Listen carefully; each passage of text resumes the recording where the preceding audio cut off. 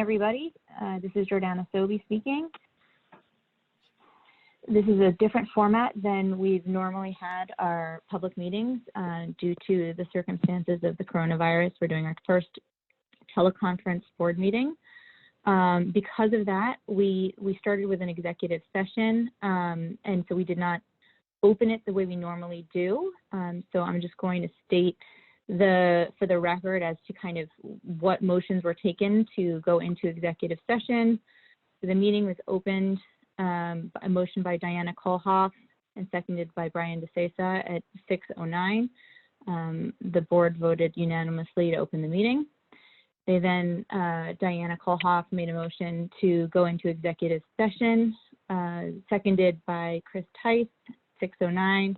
Approved unanimously. The reason to go in executive session was to discuss the employment of a particular person. The board adjourned from executive session at 7:04 with a motion made by Brian DeSesa and seconded by Chris Tice, and it was unanimously approved. So here we are now in public session. We were supposed to begin a budget workshop at 7 o'clock. However, certain circumstances have arisen that we're going to first start with one of the items of business. So I'll turn it over to Superintendent Ellie Tritt to make some remarks.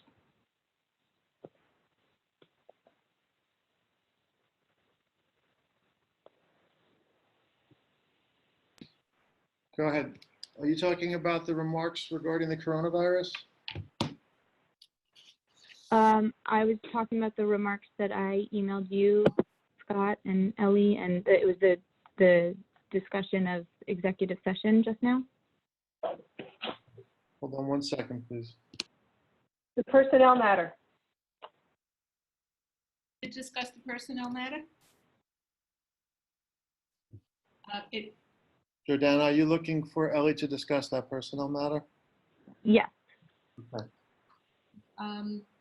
Yes, I regret to inform the Board of Education that I've had a wonderful opportunity to serve and be a part of the Sag Harbor community, but due to personal circumstances, I regret that I need to submit my notice of resignation from my position in a 30-day period.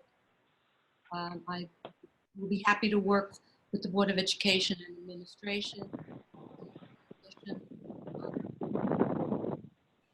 Have a very smooth transition.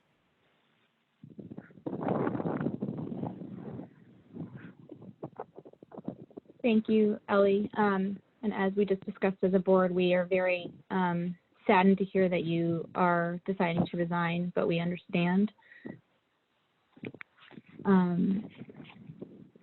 I have resolutions drafted by our school attorney to adopt tonight, which I will read out loud. But to summarize, they accept your letter, those resolutions accept your letter of resignation. Then they acknowledge that Jeff Nichols, our high school principal, has agreed to assume the role of interim superintendent for the next 30 days, and that Ellie will continue to serve for the next 30 days, per her contractual requirement. But the role will shift to be assistant to the superintendent, and so that's for a period of 30 days. So that the board can now take the next 30 days to determine what will happen for the leadership of the district beyond April 19th. Before I read the resolutions and we vote on them, would any board members or anybody else like to discuss? This is Chris Tice. I was going to say I want to thank Ellie for her service to date. I'm sorry that you are leaving, but thank you for helping us get through at least this phase of what we're going through right now, and I wish you nothing but health and success in the future. I appreciate that very much. This is Brian DeSesa. I it's been great to work with you. I'm sorry to see you leave, at this time, but understandable, and wish you the best going forward, and are helping us in the next 30 days and transition. So thank you. And again, I'd like to reiterate that we will work very closely together with everyone everyone has done an amazing job today. We'll continue to work through this and assure that it can continue in a very smooth manner. Thank you for that.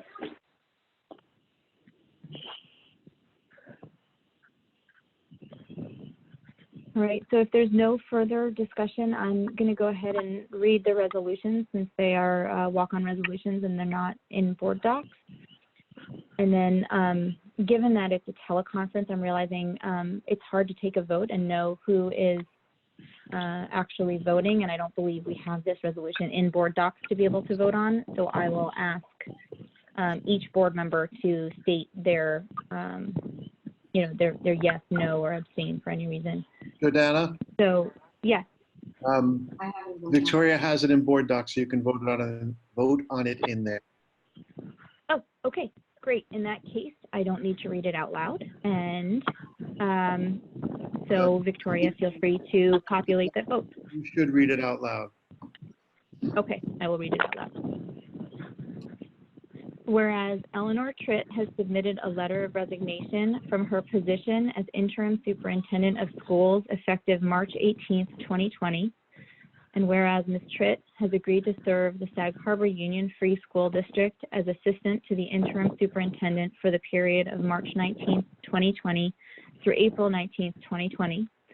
And whereas George F. Nichols, also known as Jeff Nichols, has agreed to assume the role of interim superintendent for the period March 19th, 2020 through April 19th, 2020, during which time he will continue to perform his duties and responsibilities as high school principal. Be it resolved, the Board of Education hereby accepts the resignation of Eleanor Tritt as interim superintendent of schools effective March 18th, 2020.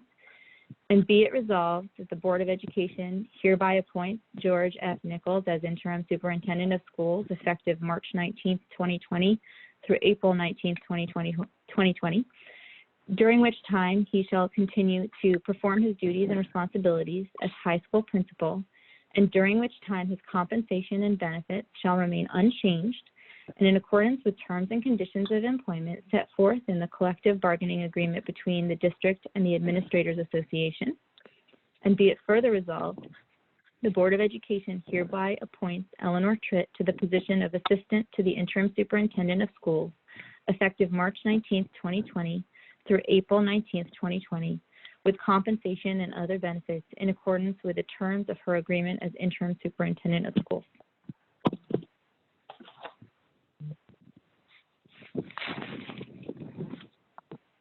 So Victoria, if you would populate that vote. There. Motion and a second. Jordana, we need a motion and a second. Oh, thank So you. moved. Can I get a motion? So moved. Second. That was Diana as first and Brian as second. It should open up for you.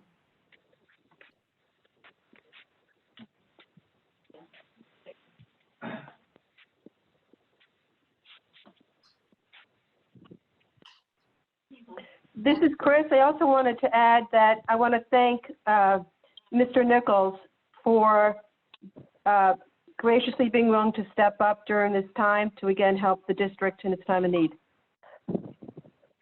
That vote- I echo that.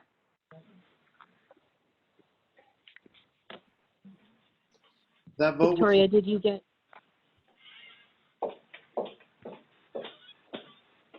Did everybody vote? It's unanimous. Okay, great. So in that case, Scott, I had sent you a statement to send as an email blast to the community. So if you wouldn't mind going ahead and email it, blasting that out, that would be great. I will. Thank you.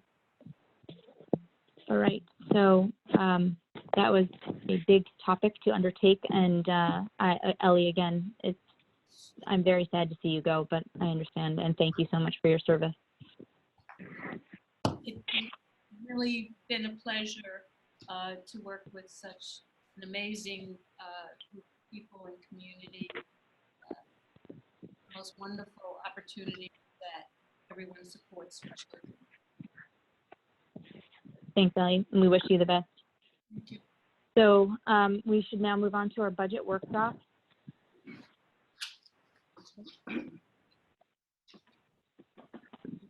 So I'll hand it over to Lori and Ellie. And Ellie, if you wouldn't mind speaking a little bit closer to the microphone or louder, it's very hard for us to hear you.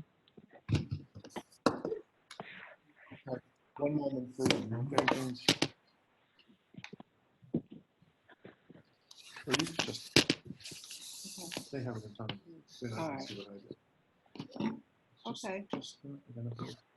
I'm Lori Downs. We're gonna go over the budget presentation for security, transportation, facilities, and athletics. And the first person who will be speaking will be Paul Wilkin. He'll be going over the facilities budget. And who's ready to start? Hello everyone, this is Paul Wilkin. I'm going to present the facilities budget to you. This is for the 2021 year budget. The first line that I'm presenting is the 1620-160 line, salary line. I'm asking for a half of additional custodian for the Learning Center. Last year we had a half put into the budget, and this year I'm asking for another half. So we'll have a full-time custodian there. I really think we will need a full-time custodian there. 4 hours per day would be enough. Next line is the 1620-200 line. It's the operational plant equipment. Proposing $30,000 line, which will include $3,000 for a bathing system for one of our lawnmowers, floor scrubber machine of $9,500 for the Learning Center, snow blower for the Learning Center, $3,000, aluminum scaffolding. This is needed to get to the areas of the building that our lift won't be able to reach, which is like the stairwells. We have trouble changing the light bulbs in these parts of the building. So instead of paying for a contractor to come and do it, we could do it ourselves. The next item on there is a Tyvek restroom cleaning machine for $4,000. That would be a district-wide machine. It's like a pressure cooker. We use it in the bathrooms to clean and disinfect them. And the next line is just a contingency line in case something should break for the school year.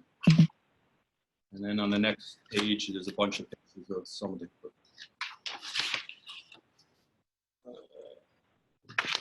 This isn't.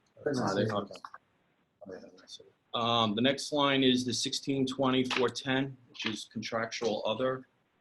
This line is used for permits, pest control, vehicle gas, insurance deductibles, elevator repairs, locksmiths, etc. That line is $44,600 proposed for next year.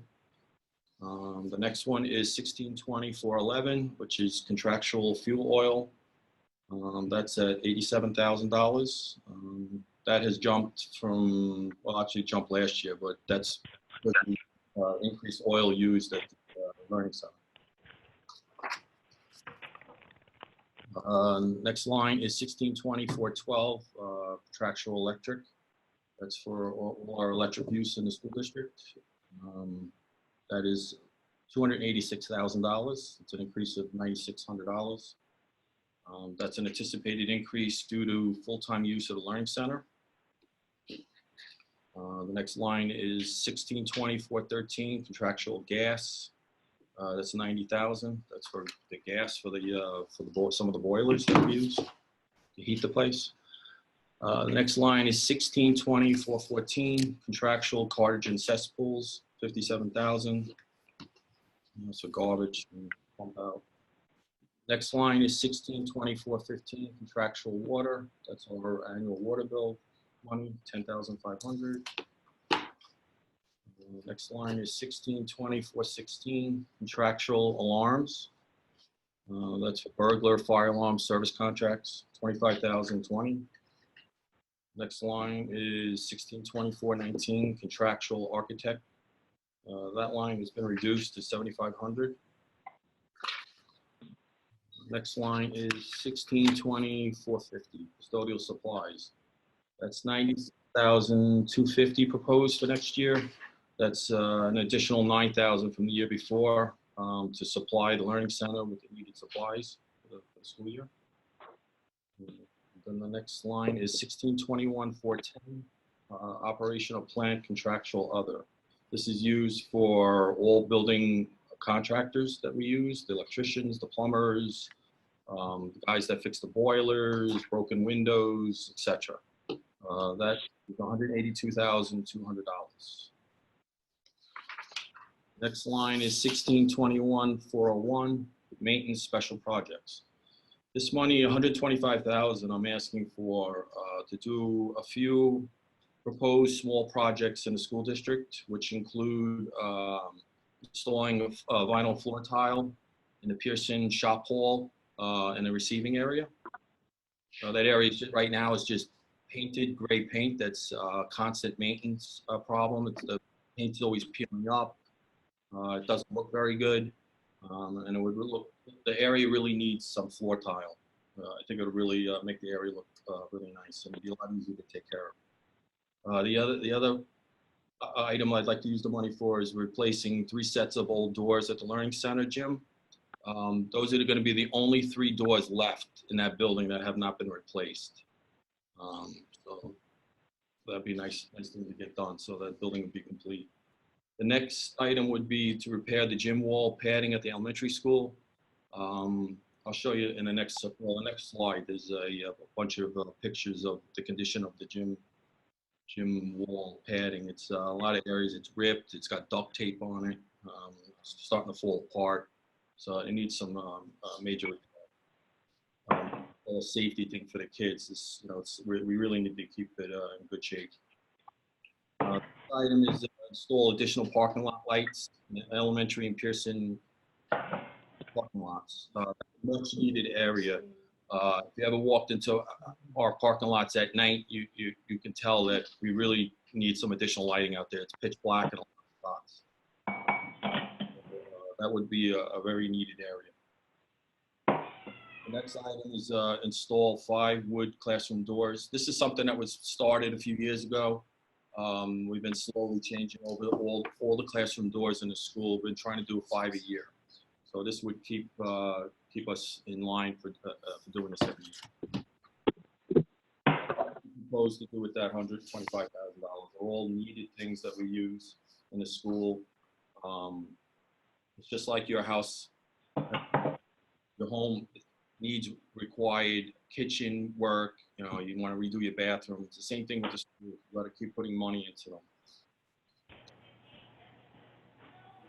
Next page is some of the pictures of the doors and the hallway. And that's the style of light that I would install in the parking lot areas. So the next line is 1620 operational plant.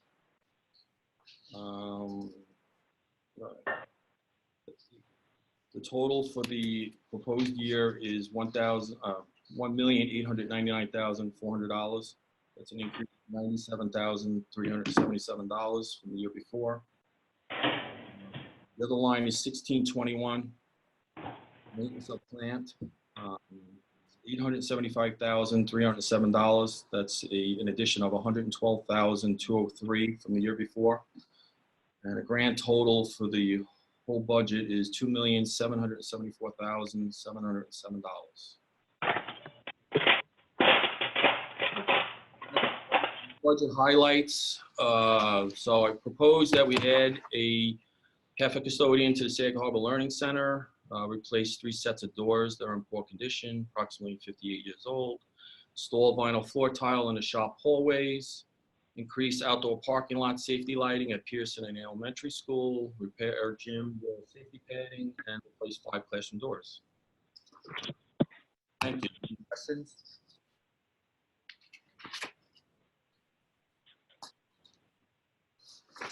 Thanks, Paul. So, Paul, I'm sorry, go ahead, Jordan, I apologize. No, go for it, Brian. My thought was in terms of the facilities, is there anything else in terms of the projects that you're looking to do that we could benefit from doing them at the same time as the projects you're proposing under the 125,000? I mean, I know it would be an additional cost, but is there something that's necessary, based on where we're at now, that's better spend money now than it costing us more later? Well, there's several bathrooms that could use some tile work.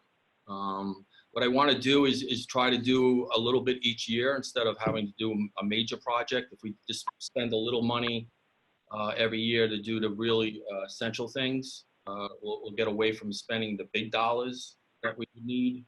I'd like to keep up with, as the maintenance is required in certain areas, spend the money, fix it, so doesn't roll into these huge projects down the road. But right now. So is that something you'd consider doing next year, 1 or 2 of the bathrooms in terms of tile? Yes. And the time obviously to do that's over the summer. Right, that's something, but every year I'd like to try to, have like 100,000 into the buildings. And if it's needed, like next year I would plan on redoing the bathrooms. Okay, as a multi-year plan, so next year would be the bathrooms after these projects. Exactly. Okay, no, I appreciate that, thank you. We have some bigger projects we're gonna have to talk about down the road, like the gym floor in the high school and some other things, but that's for another time. Yeah, Paul, that's this actually is- what I was going to bring up as my comment was, Paul, I know that there's been conversations over the last year, just kind of even when we went through our walkthrough of the building back in September, the buildings, all of the buildings, there were just some capital projects that were on people's minds for the future, like a better safety entrance for Pearson, front entrance, some changes to the athletic facilities indoors, such as the workout room and the lockers. And I feel like there were a few others. Eventually, somehow putting in a wet lab for middle school science once the shift goes to some of the administrative offices go to Sag Harbor Learning Center. So this is not obviously capturing any of that because those would be bigger capital projects that would probably need a bond or reserves and a vote and all sorts of more formal bells and whistles. But just kind of as a big picture, I just wasn't sure, kind of, Paul, where you think some of those projects fit, let's say, into the next 5 years. Well, the next 5 years, all of those are going to have to be dealt with it sooner or later. But I think what we're doing now with the facilities committee is that we're putting together priority where we think we should go in line, what gets done first. And then we'll, I guess, come to the board with our findings and present them at a later date. But all these things, Thank you. classroom, the front entrance, the gym. I know Eric was looking for some locker room improvements. I mean, all these things were being discussed. Okay, great. Yeah, So Paul, Yes. this is Chris. So is the thinking, thank you for that update, I appreciate it. So is the thinking that in the budget for next year, we're not incorporating those recommendations that may come out of the committee, that would be the following year, and some of that might be integrated into the operational budget and capital budget, and some might be something larger like a bond project? Some of these items are too large to do out of our regular budget. So that's why they would be either out of the capital funds or reserve fund. So these things would have to be discussed where you want to go with that. But they're going to be large projects, like 250,000 or more. So that's Right. Thank you, Paul. Thanks, Paul. You're welcome. So at this time, athletics is giving their budget. Eric, can you come forward? Good evening, everybody. This is Eric Bramoff. My voice will carry. All right. what I'm going to do tonight is give you the proposed athletic budget for the 2020-21 school year. I'll begin with a slide that lists the highlights of what we're going to be striving for in our next budget cycle. The number one highlight is all current programs will be maintained. We're going to be making an addition to a number of modified teams. Specifically, we're going to be adding to the middle school boys basketball team. We're going to add a third team, as well as the middle school girls volleyball team. We're going to add a third team to accommodate for those numbers, which are typically over 50 each winter. We're trying to increase the amount of court time or playing time for the participants that are on those teams. We're going to make a continued investment into the exercise and wellness facilities that we have located down in the physical education wing. We're going to maximize the use of the huddle products in the indoor camera. This year, at the beginning of the basketball season, we had a remote camera, which will have the ability to live stream our games if that is something the community wants, but it also has the ability to tape every athletic contest that takes place inside our gymnasium. That was up and running in the season this year. We're looking to expand upon that. I've been working with Huddle as well as sending several of my coaches to get training, where we're going to try to have that all varsity sports games are recorded for archives and for college recruiting tools. We're going to prepare the Sag Harbor Learning Center to be ready for modified sports, whether it be practices or contests. At this time, I'm predominantly looking to put practices for both the middle school volleyball and the middle school basketball teams down there. It also would serve as a tremendous facility for our youth basketball program, as well as some other youth such as Little League. The next slide will be the proposed athletic budget in terms of opportunities for the student athletes. A few notable changes is this year, after surveying the girls' soccer participants and working with Joe over at East Hampton, Director of Athletics, we decided that the best course of action for the girls' soccer program is to house that at East Hampton at all levels, excluding modified. So they'll be at the junior varsity and varsity level. Football currently is hosted at Southampton, but we've already filed the paperwork, which would be moving it back out to East Hampton for next year. Everything else pretty much stays the same. As we go over to shared sports opportunities, it just highlights what we're offering for our kids. A few numbers that we really strive for is we're very close to our goal of 50% participation across the board. As you can see on the slide, we have 58 teams. We hold a shared sports program with East Hampton, Southampton, Ross, Bridgehampton. Our middle school, high school enrollment, we have 453 students eligible for interscholastic athletics. And then below that is a highlighted numbers. In the fall, between the middle and high school, we have over 200 athletes. In the winter, we are approximately around 150 athletes. And in the spring, we are just over 200 athletes. The percentage of students in the population at 7 through 12 is 55% of our students participate in the fall, 45% participate in the winter, and 40% participate in the spring.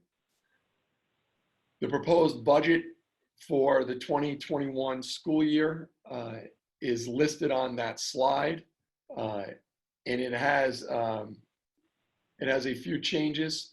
One notable change would be an increase in athletic equipment, and I'll cover that in the next few slides. Again, making an investment into the Sag Harbor Learning Center. We're asking to put a new volleyball system in there, which we've already been quoted for and is listed in the budget. We also would like to add wall padding on the areas that we feel would be necessary for safety. And we would also finally like to add a glass backboards with an electric height adjusting system. I've highlighted on the slide the current system, which involves one or more personnel to climb a ladder and hook a device onto the current basketball rim. So what we're proposing is to purchase something that would allow for us to do that electronically. One item that is in there that is different from previous budgets is upon receiving from the Massachusetts Park Board the approval to install a solar-powered scoreboard that will serve the varsity soccer and varsity baseball field. And that would be a permanent or semi-permanent installation. And the next slide highlights the numbers with the percentage changes. And in summary, the goal of the athletics is to maintain a high level of varsity programming and provide them with the necessary resources. At the middle school level, we want to maximize participation. And we also want to do all this while providing shared sports opportunities for the students of Sag Harbor. Thank you. I'll take questions at this time. Thank you, Eric.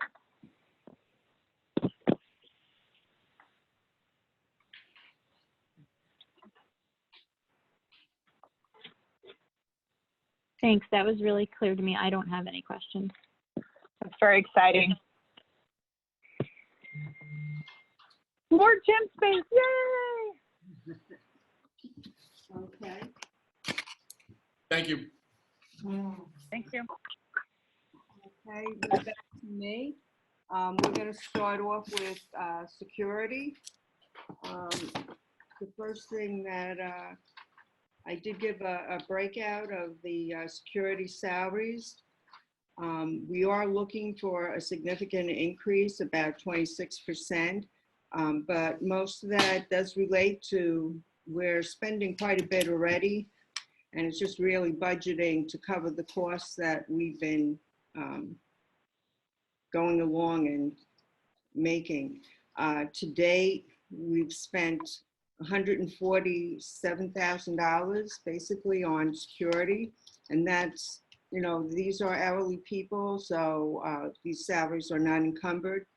So this only covers up to the March 13th, and they're 2 weeks behind. And we do have a lot of security at the year end when we have celebrations. Additionally, if you look at the 18-19 budget, you'll see that we spent around $200,000, and that was without having the Sag Harbor Learning Center in there. So at this point, we think we're going to need at least a full-time security guard, and I think that the budget will cover that expense. I just want to mention that all our security guards are former law enforcement officers.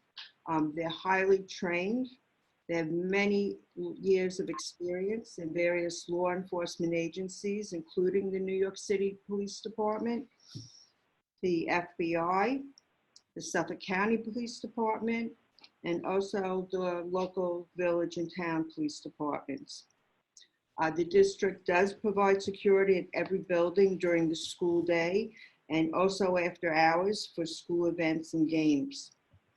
In 2020-21, we'll begin to provide security for the Sag Harbor Learning Center, where people will have to come in, present themselves to the security guard before they're allowed into the rest of the building.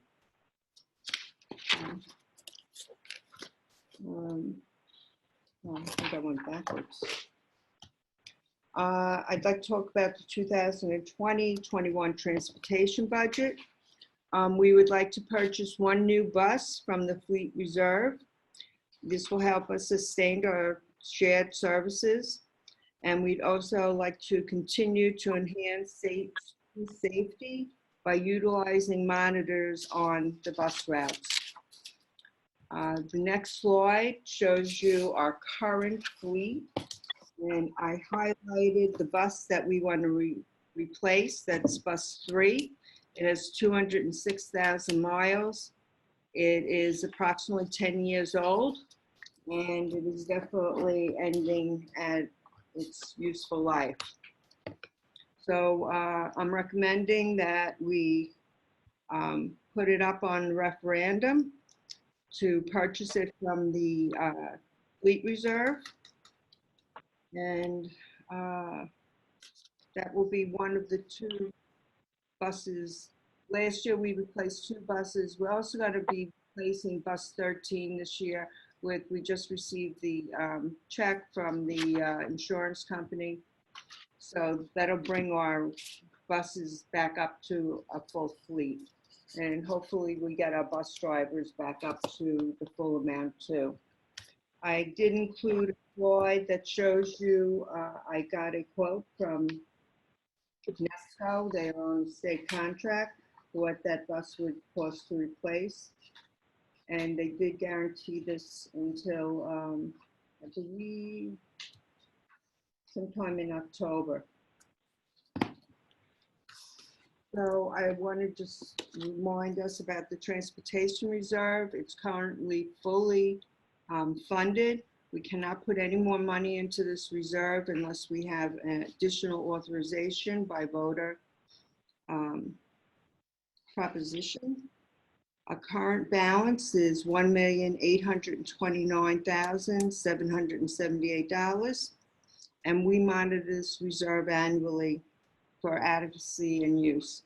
So we might think at during the year, next year, to go and increase the reserve.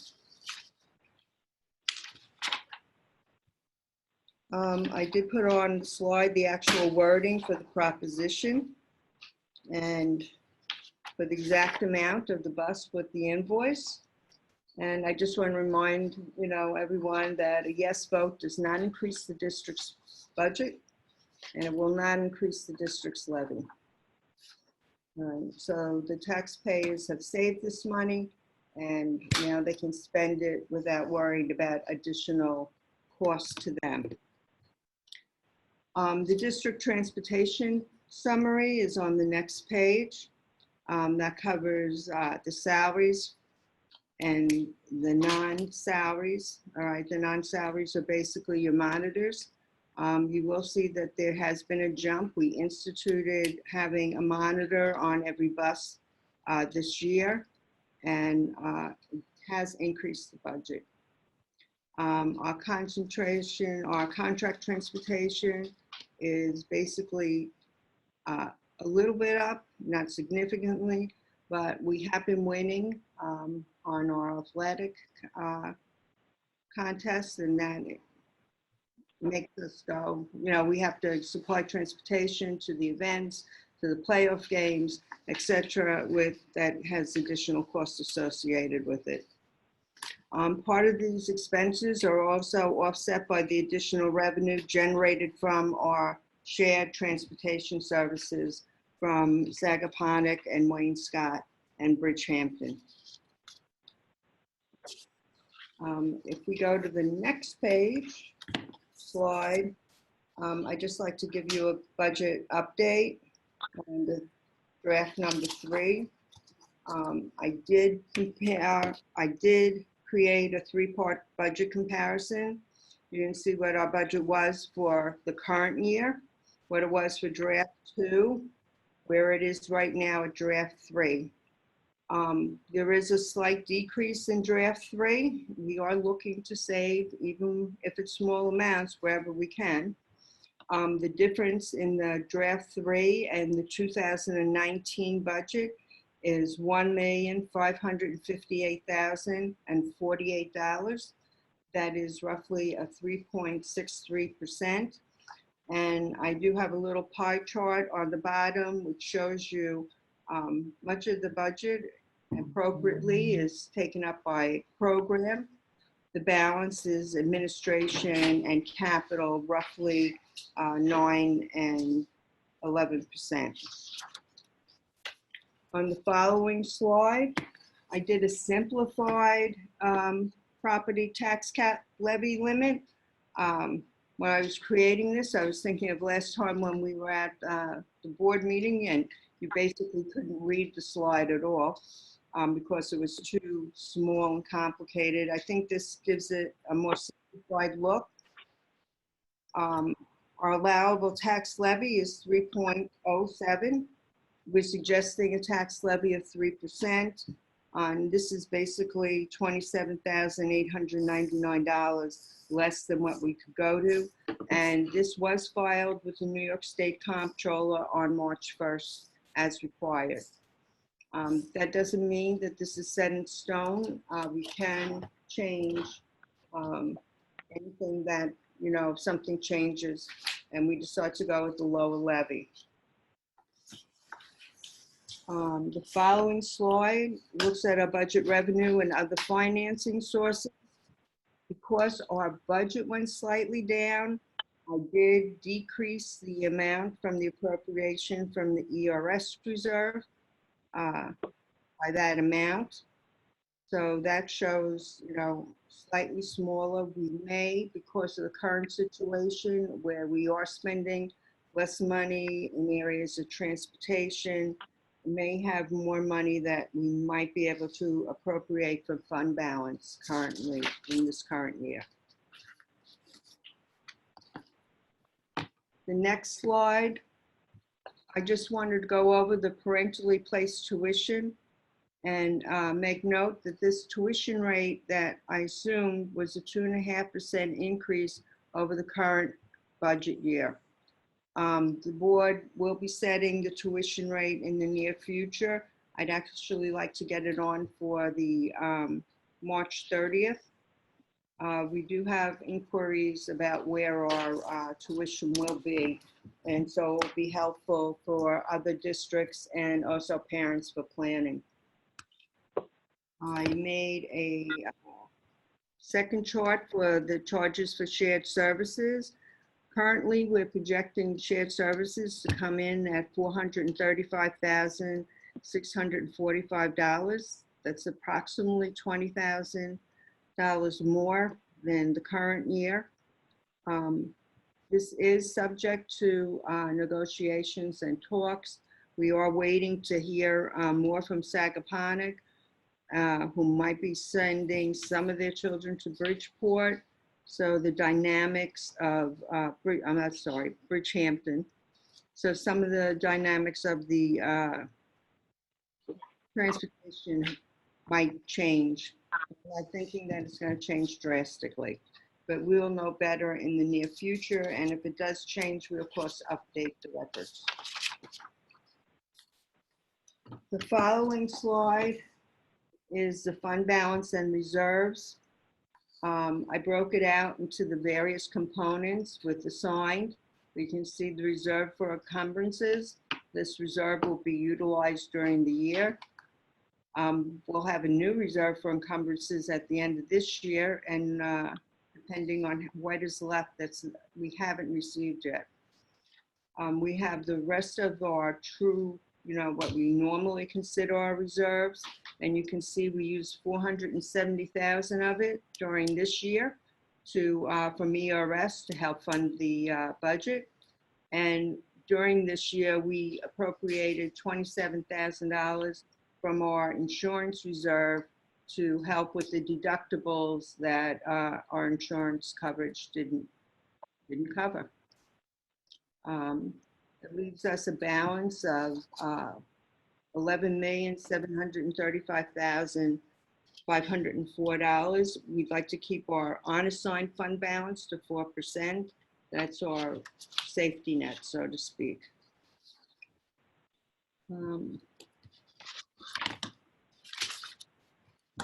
I just wanted to go over the budget calendar. We all know that it's in flux, and I did want to go and bring that to our community's attention.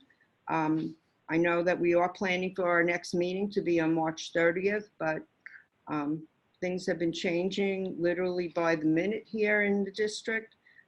We want to ask everybody to check our website frequently where we update our information. And I just, if any of the community has any questions, feel free to email me, call, and I'll do my best to answer. And thank you. Does anybody have any questions?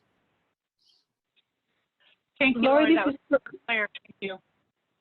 Lori, this is Chris. Just one quick question about the bus acquisition. I know we have gotten the recommendation to, replace a part of our fleet every year. Yes. I was just curious, based on the projections, just so that it's clear for the public, we're anticipating to have basically the same transportation needs as last year at this current year at this point, right? Yes, we are. So we don't anticipate a change, and therefore this is just the regular implementing the strategy we had to make sure that we have a current fleet that is working properly. That's correct, because the bus that we're replacing basically is at almost $200,000. After that type of mileage, it starts not becoming worth it to repair. It becomes more costly, and we always have to consider whether we're, throwing money in a hole in the water. All right, it's better Exactly. to bite the bullet and move on to a new vehicle. Absolutely. Thank you so much. You're welcome. This is Jordana. I just have a question, and you might not have the answer to it now, but given your last slide that everything is subject to change due to the current dynamic situation. So, kind of like if things keep going the way they're going markets-wise, how does that impact just kind of how we need to think about any changes we might need to make to the budget? Well, the one thing I would go and think about is if we have extra money this year is to fund our ERS and our TRS reserves, because they take up a big part of our budget. We're allowed to go and utilize them up to the full amount of the expense that we're budgeting. So it gives you the most flexibility. And I am concerned, even though they do a 5-year average, the market drastically dropped, that we're going to feel the effects of it. And we've already this year have had a large increase in TRS and ERS to begin with. So it's totally on a cycle, and this is what the reserve is for, to help those large blips in the curves. Jordana, it's Jeff. I think the other view that I'm taking is that with the magnitude of the developments in the economy, that whatever we're facing could potentially be a multi-year issue. So the answer is not only, what are we going to do this year, but how are we going to think strategically over a 2 or 3 year period? Because if the market loses 35% of its value and stays at that level for a prolonged period of time, we're going to have other issues to contend with. Yeah. In addition, we saw a big increase in enrollment after 9/11, correct? Yes, we did. That's so I don't want to kind of create any kind of guesses as what's going to happen, but just given how quickly people are moving out here, we want to watch that. I don't think we'll be able to make any decisions about that anytime soon. That's going to impact next year's budget, unfortunately, but it's something that we probably need to be cognizant of. Okay. I have heard that a lot of people have come out over the last week or so, and from the city to their summer homes, and they're going to be spending the next couple of weeks here. I mean, how that ends up influencing people later on, it's a safe environment for children. I think that's the most important thing.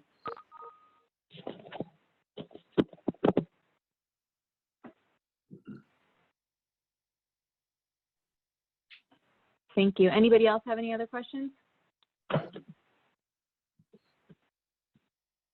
I would just say that, you know, based on where we are now, I would look to tighten the budget to the best we can and maybe look at some alternatives besides the 3%. I know we're also at the same time weighing planning forward for the next 3 years. And I agree with Jeff's comment that this will have a ripple effect in terms of the development, which will affect our levy and aid going forward. But we got to remember at the same time now that, you know, there is a lot of difficulty going on. So any increase in taxes, I think, should be looked at very sensitively.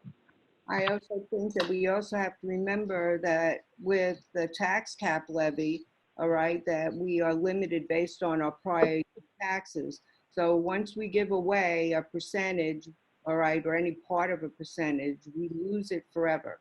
All right, and I don't want to get to the point where we're going to have to ask for a vote on a supermajority. All right, so I think this is a good budget. There's really not a lot of room in it. I mean, if you want to start cutting programs, or we could cut maybe some of the safety projects, I mean, we can always do that. But I mean, it's something to think about that, like, once it's gone, the money, you know, once you cut your budget and your tax levy, all right, it's very difficult to work it back up again. Hi, Lori, this is Yorgos. Would we be able to see if we didn't want to raise, you know, I mean, I hear what Brian is saying, and I feel very sensitive about the situation. I think there is a lot of discussion right now, you know, what could happen with the economy and the potentially a recession. So I understand your point that, you know, we don't want to lose this. At the same time, we have to be very sensitive, you know, to the taxpayers, because there's going to be a lot of people that are going to be struggling with this new situation. So without cutting programs or security, maybe there's a few other areas you could identify and let us know if we can like streamline those. Okay, I do have to say, last year I felt we were going into a tight budget. It's going to be a little bit weaker right now because we're not transporting students. So some of our costs there, we're going to be able to utilize, hopefully for fund balance purposes. All right, but this doesn't have a ton of room in it. All right, so okay. I mean, when I start looking at when I would have to go and cut, the board will have to make their priorities in what areas, all right? I mean, we don't need, I guess, to have we are doing an additional math teacher to support the math. We do have an additional ELL. These programs are taking, you know, ELL wasn't something that we had years ago, all right? But population now. And yeah. And so I would say, I mean, because we cannot sacrifice the quality of education, you know, we're offering. So, you know, cutting those programs, you know, I don't think it's the right thing to do. But did you see more like on the operational part, or like maintenance or some things that maybe we can streamline and have some additional savings?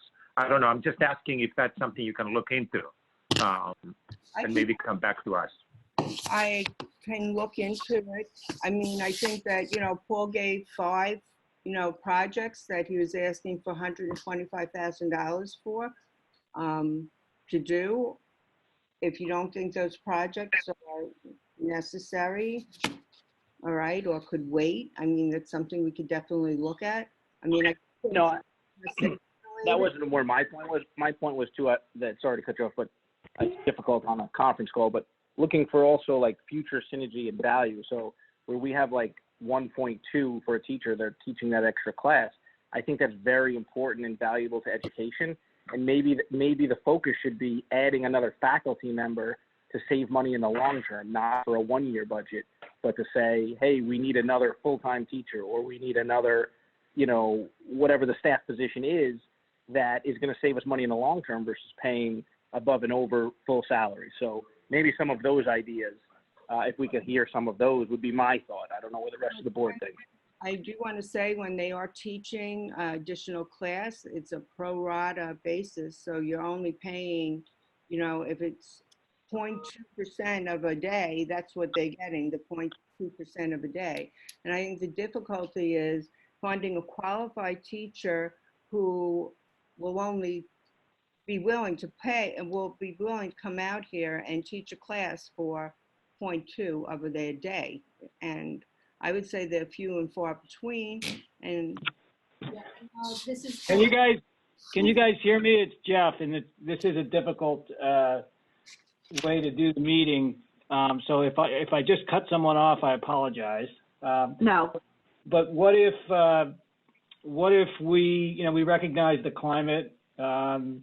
It's changing every day, and I think Yorgos is accurate, and Brian as well, that there are going to be some hardships that people haven't had to grapple with the last few years that are certainly coming our way. So what if we were to come back with some options in terms of some savings, and the way I see it is we'd come with the options, the numerical amounts, but then the implications for programs, so that you could look at the recommendations and make some considered judgments, and we could have some dialogue about that. And obviously there's a lot going on, but I think we could probably wrap our heads around coming up with some ideas over the next week or so. Yeah, and this is. I appreciate that, Jeff, and I think that's important, and maybe in those options, I think it's wise in one instance to spend money today for future savings, whether that's personnel or facilities. So I think Paul's doing a great job at doing small projects so we don't get hit with a big bill. But maybe it's staff now that saves us money long time, in the long term. So just some options so that we've weighed everything out. And I know there's a lot of other things that are in front of this right now with the way the world is, but if we could get some ideas, I'd be very appreciative of that. Yeah, and this is Jordana. Oh, go for it, Ellie. Yeah, there on two of the issues that were just discussed, I'd like to add 2 points. In some cases, the extra 0.2 would be in areas where the principals have reassigned schedules, so that the teacher is on leave, so on, and the principals have been able to redesign the schedule so that one particular class needed to be covered by somebody who was certified in that area, which actually is saving money. And in some cases, it's in areas where we are not able to find a teacher with certification. There are certain areas that it's very hard to find certified people. And the other area is to make people aware that it's very clear, and it has been pretty definitively stated that based on, and this was before the virus, that because of current economic situations and interest rates, that it was anticipated that the pension contributions were going to rise significantly in the future. And those are tremendous impacts, and people may not be aware that in the past, in situations similar to this, the pension rates increased from approximately 10% to 20%. And so those in the future have significant impacts, long-term impacts, and any opportunity to be able to increase those reserves in the long run will really help the district in smoothing increases in the future, because you never want to be hit with that large of an increase in any 1 or 2 years.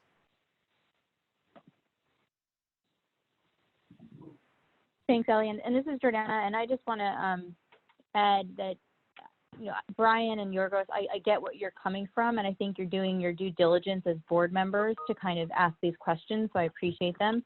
I think it's also important, though, that we remember that the administrators that put together these budgets already asked these questions of themselves. I know Ellie, one of the first things she noticed when she came into our district was that we were spending a lot of overtime on security guards, and that it would be efficient to have another security guard. And Ellie, correct me if I'm wrong, but I believe, those changes that you were thinking about holistically for efficiency purposes were already reflected in this budget.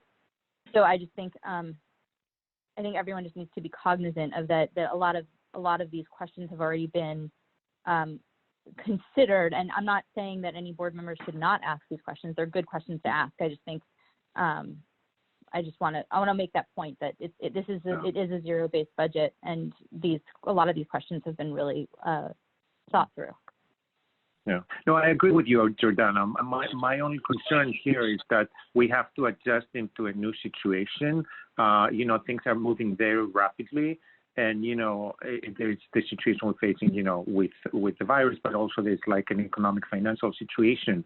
And since we're doing the planning for the next year, maybe on the short term, I think what Brian is saying, it's great, on the longer term to try to figure out synergies, but on the short term, maybe based on what Jeff was saying, is we have to identify certain areas that maybe we can have some savings, and then we can have that discussion at that point.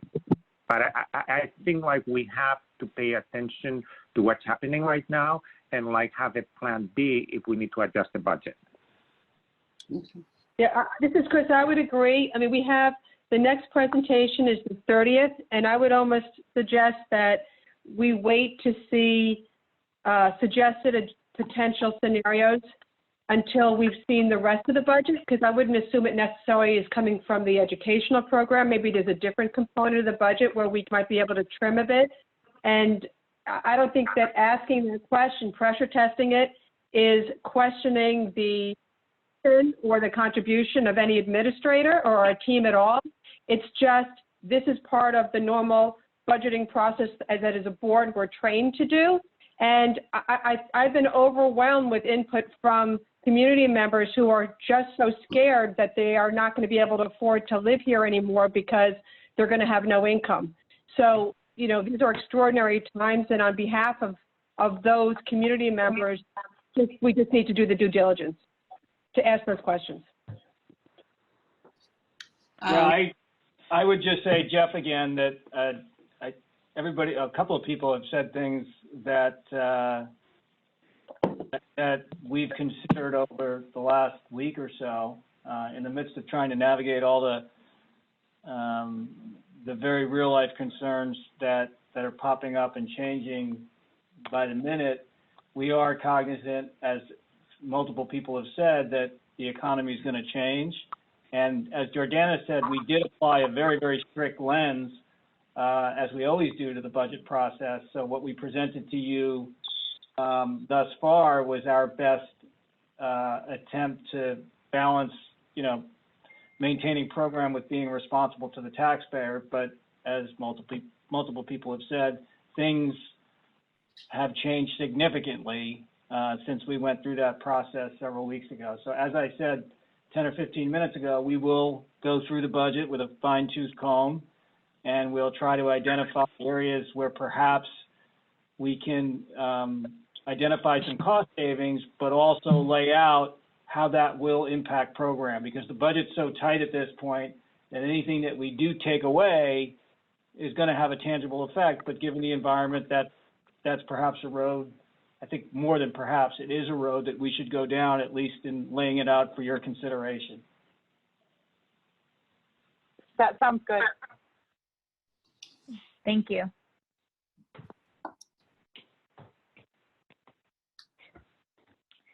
Okay, so if there's nothing else on the budget workshop, we can go into the business meeting.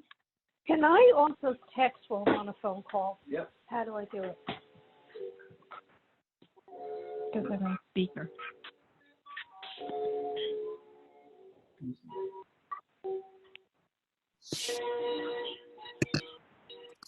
Do you need a moment, Ellie, or That's can we not go Ellie. to the...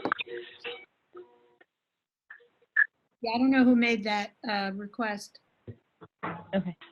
Can I get a motion to open the business meeting? No move.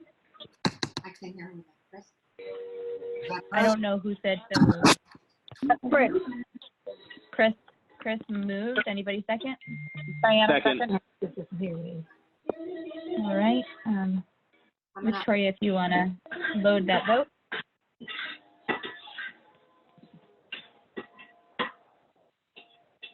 Uh-oh. Sure, what do I do with it? I went from messages and then how do I get back on the phone call?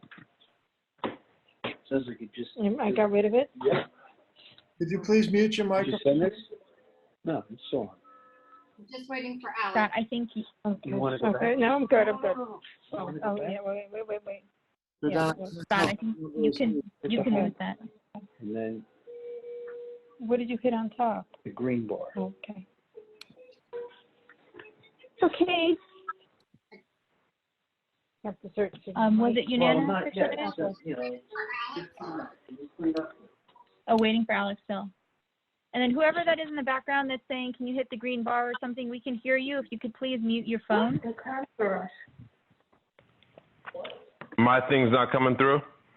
No. They can hear us. You want to verbally give it to me? Oh, there you go. That's unanimous. Thank you. Okay, thanks, Victoria. I realize I'm not particularly in front of a flag, but I'll face towards Pearson since I know there's a flag there, and we'll stand for the pledge.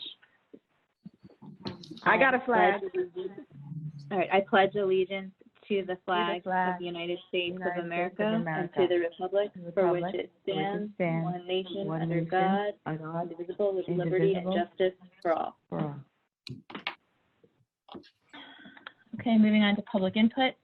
I had put a notice, Victoria had put a notice that I'd drafted regarding public input for this teleconference. We have to change the format a little bit, so I had requested that any questions or statements that were requested to be read during public input be emailed to the board.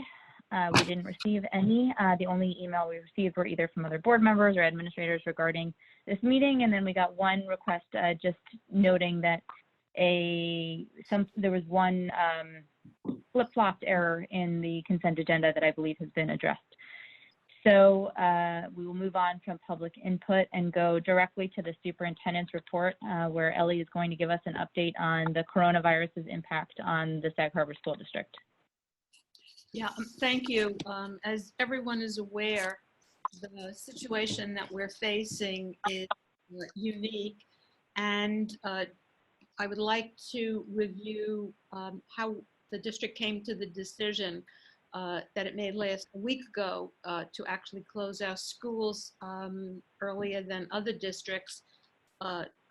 In the prior weeks, we had gotten very conflicting information and information from the Department of Health at various meetings that we went to, that there really was not sufficient information to understand what was happening, but it was clear that the spread of the disease was something that people were not aware of how to track and how to go from there. So last Wednesday, we had a very extensive conversation of reviewing all of the situations. No district had gotten permission from any of the organizations or any of the different constituencies that guide us and the legislation that dictates our actions, that we had permission to close. But given the option of the concern about the spread of disease from people who might either have the disease or be transmitting it, we determined as a team that the safety and the protection of our students, faculty, and community was really primary. So we took the unprecedented step of saying that on Wednesday, late afternoon, that to advise people that we would be closing the schools on Thursday and Friday for students, and using the opportunity to work with staff to determine what actions needed to be taken, how to follow through, and to alert everyone. That involved the staff planning the instructional activities. It involved the staff planning how food was going to be provided for children in the free and reduced price lunch program, how we were going to address all of the issues, to notify everybody for the transportation, to communicate with these other districts that we provide transportation to and who send children to our district, and so on.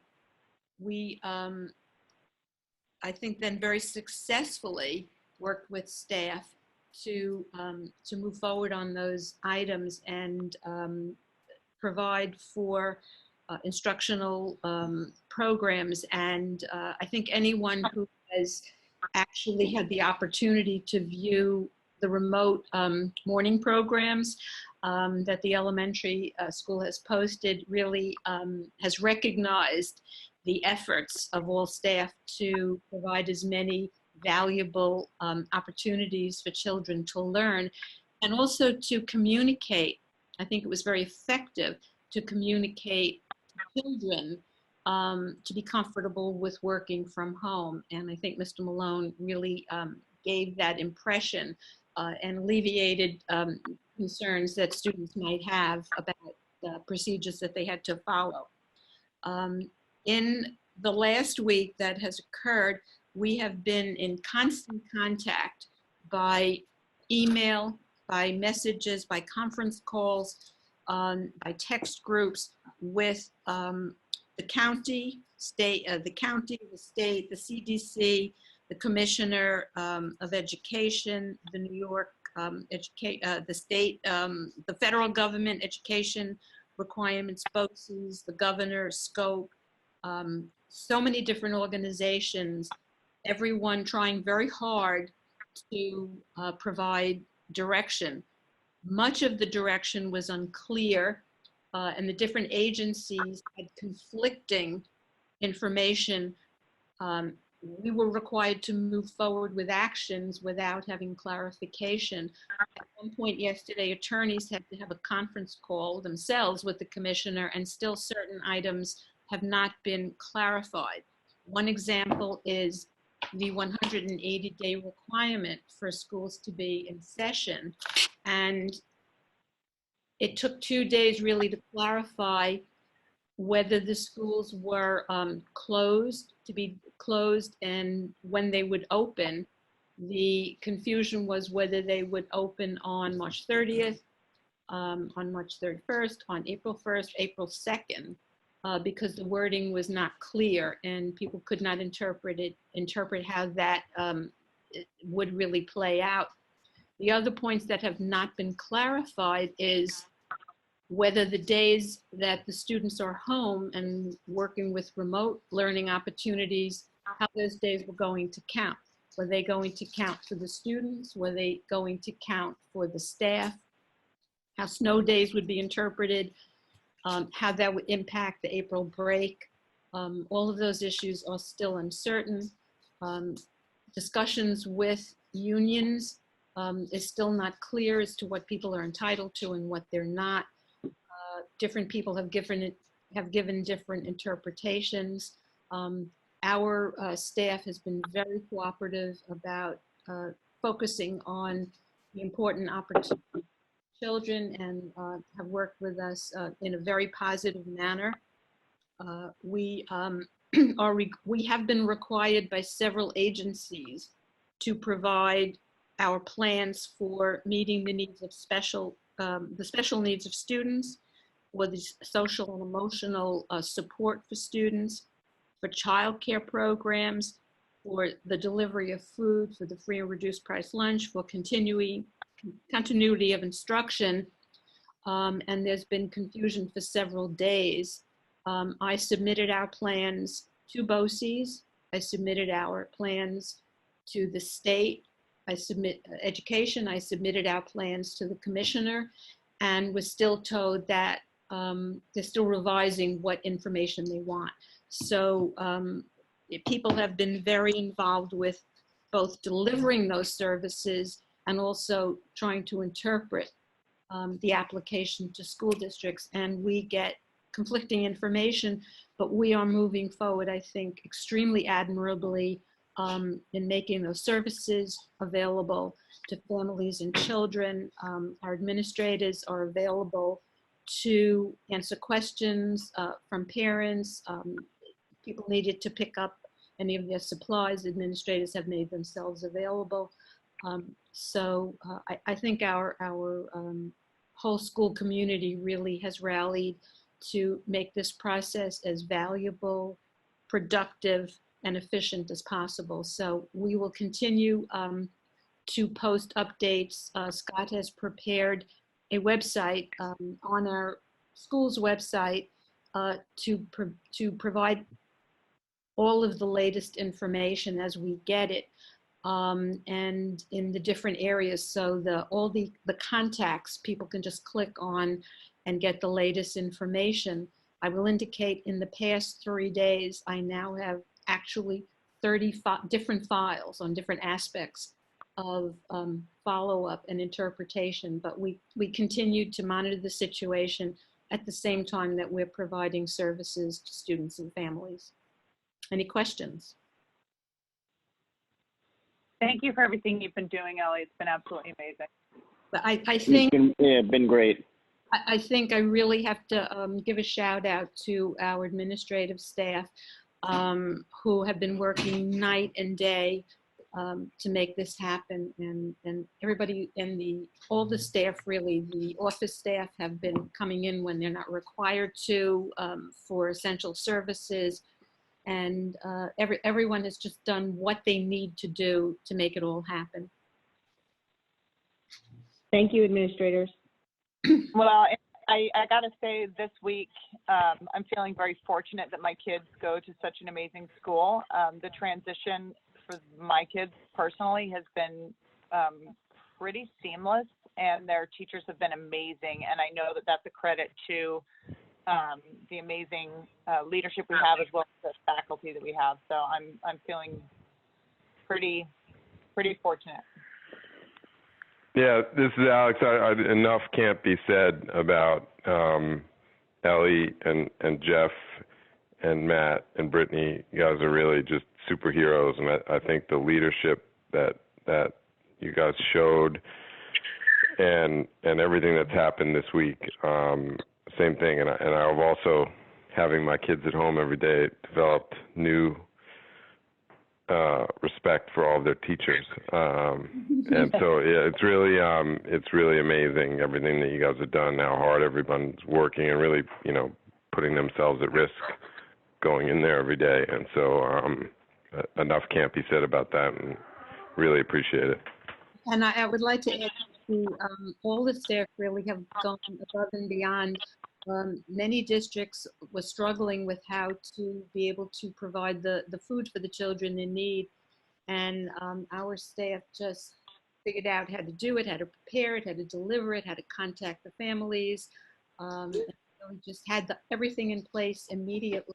And I know other districts are still struggling with how to accomplish that. So it really is across the board for all of our staff for just figuring out what needed to be done and doing it. Yeah, and I also want to give a specific shout out to Scott Fisher for making it all, technically possible. He's just round the clock been making it work. So thank you, Scott, and everybody else. But absolutely, here.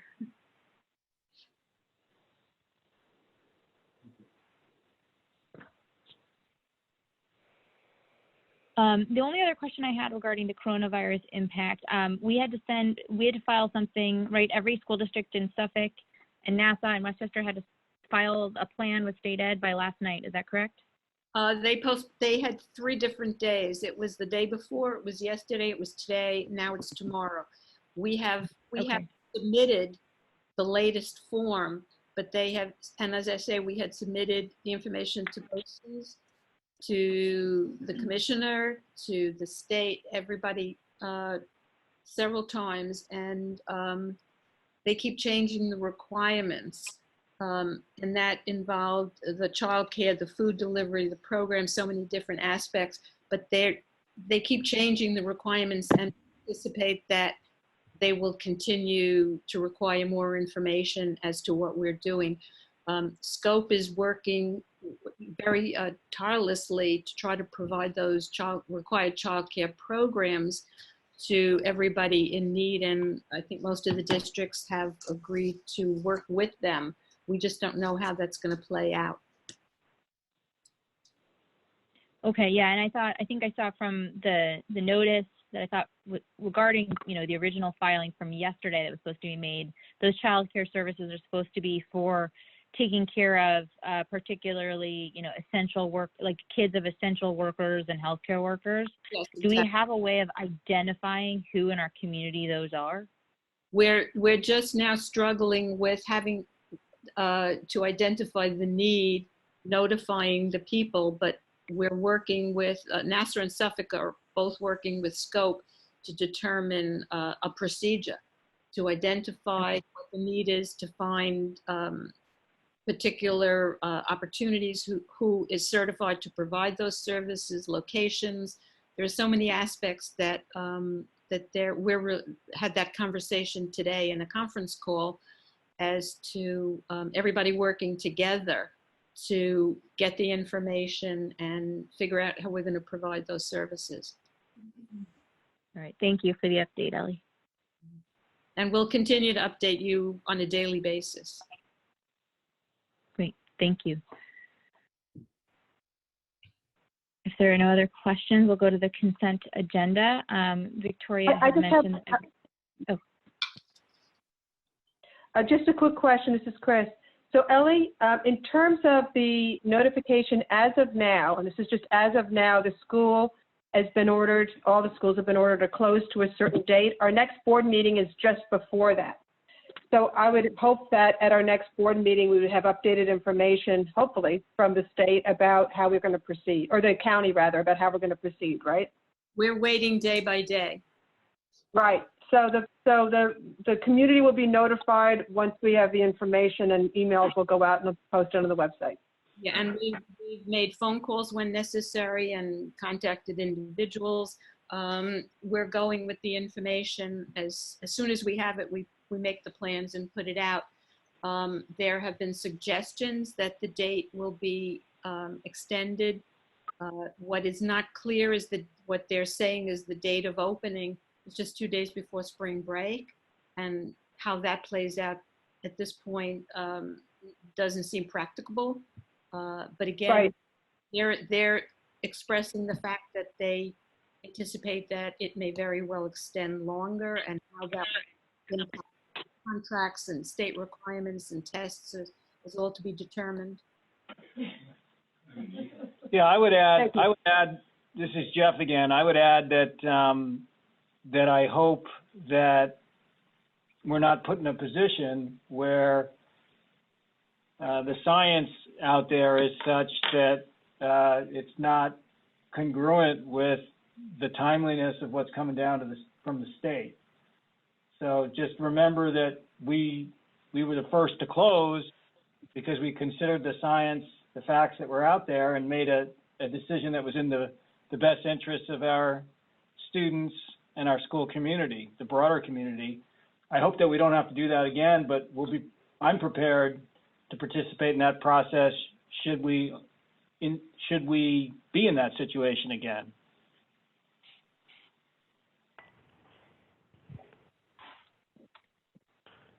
This is Alex, and I just want to say how much our administrators ought to be commended for the foresight that they had. And if you guys were running the state or the country, we'd probably all be in better shape.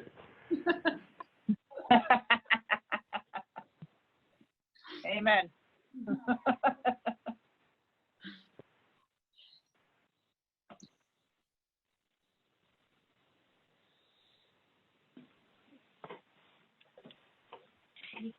All right, so with that, let's move on to the consent agenda. Victoria asked me to tell everybody to refresh because she moved some items out or added attachments where something had been missing.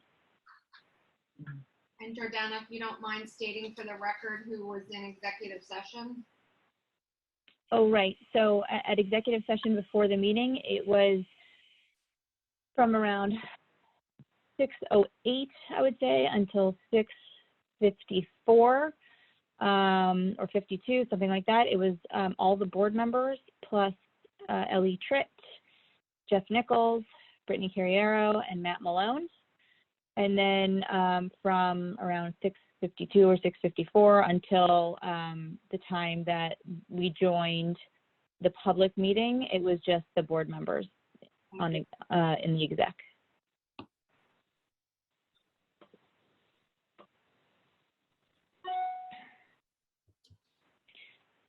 Okay, so if everyone's refreshed, can I get a motion to approve consent agenda items 7.1 through 7.35?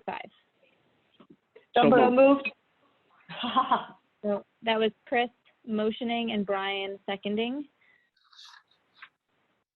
All in favor? It should be open. Oh, right. Aye.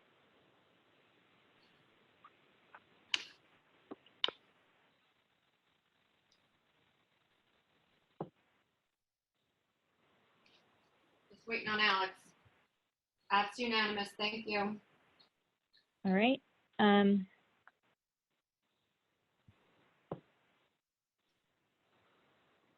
So I think that actually concludes the meeting, the public portion of the meeting. Board members and some of you administrators, I've just sent you a link for another executive session. Can I get a motion to convene into executive session to discuss a contractual negotiation and to discuss a matter of proposed or potential litigation? So moved. So I think that was Diana as first and Chris as second. All in favor? I need. Aye. Can you give me verbal? Aye. Yeah. Susan, aye. Says yes. Chris, aye. Alex, Okay. aye. Anyone York, aye. opposed? All right, I think that's unanimous, Victoria. This computer. Okay, so I believe this is recording. If it's not, we'll have to redo this again. But we have just reconvened out of executive session and we need to adopt one resolution. That resolution is to reject the initial RFP for the daycare center bid that we received because we only received one bid. So we'd like to have multiple and to have a resolution to reissue the RFP as directed by the superintendent. So Can I get a moved. motion? So moved. Okay, Chris, anybody want a second? Second. Diana, any discussion? All right, all in favor? You would do a Diana, roll aye. call? Aye. Aye. Susan, Aye. Aye. All right, so that's everybody except Aye. for Brian, who had to leave the meeting before we finished exec. Thank you all. Can I get a motion to close the meeting? So moved. Second. Second. Okay, here it goes. All in favor? Aye. Aye. Aye. All right, thank you all. Have a good night.